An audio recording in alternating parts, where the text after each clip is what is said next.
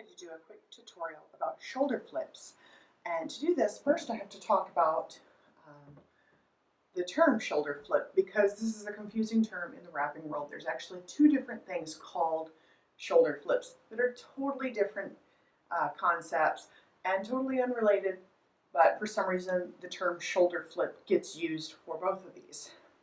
So the first type of shoulder flip, which is not what this video is about, is when the wrap going across the front of your body, the rails flip and it creates a twist near your collarbone. So this is in a lot of front carries, but it's in a couple back carries like Twisted Pirate.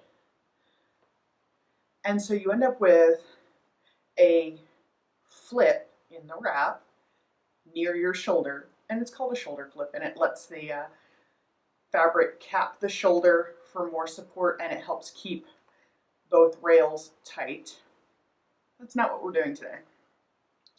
What I'm talking about today is an over the shoulder flip, which is when you have one side of the wrap, especially in a back carry, under your arm, and you're flipping it over your shoulder so that the next pass behind your back can start at the top and go to the bottom. A diagonal pass over baby's back. And the problem with this is that a lot of tutorials on YouTube show the wrapper just kind of flinging it, and it looks like, you know, a Superman cape, and it looks really complicated, and then they let go of it.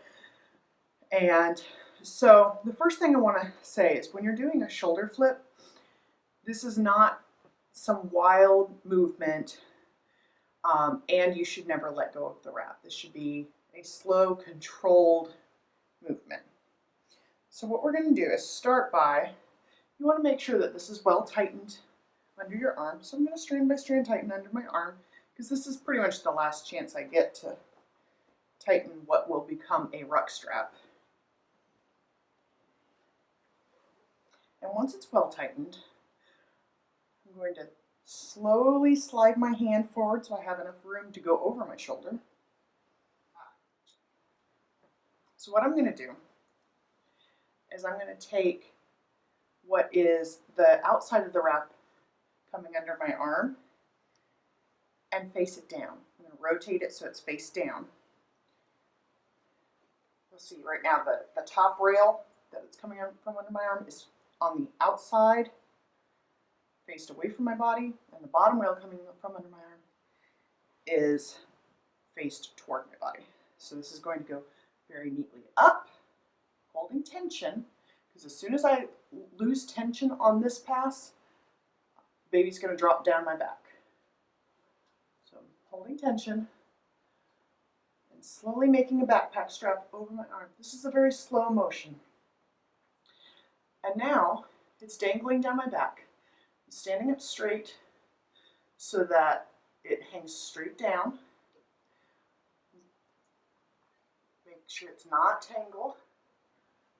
And untwisted if needed. And this was, especially starting out, is a lot easier to do with a mirror. And I'm going to find, reaching behind me with my other arm, I'm going to find what was that bottom rail. It's now going to be the top rail. I'm going to find that first, but I really need the whole tail, so then I'm going to gather up the rest of the tail in my hand and pull it straight down. I'm reaching behind me and pulling straight down. And I'm going to use the hand that did the shoulder flip, and I'm going to walk the slack from under my arm up over my shoulder while pulling down.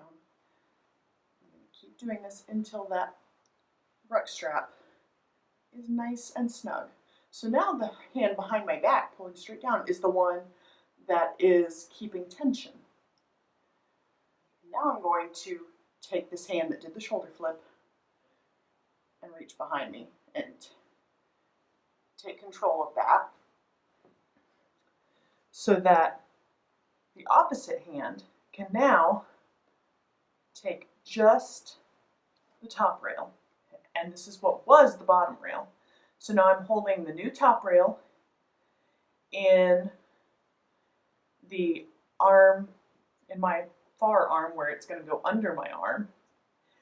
And then the hand that is on the same side as that new ruck strap is holding the rest of the width taut.